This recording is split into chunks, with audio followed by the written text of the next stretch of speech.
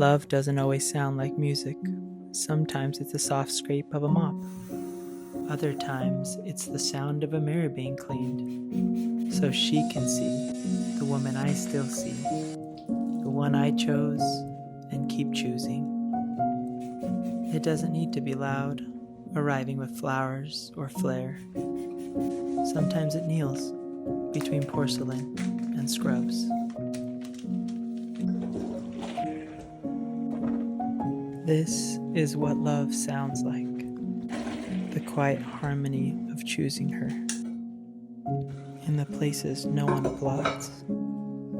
Not loud, not grand, just in tune.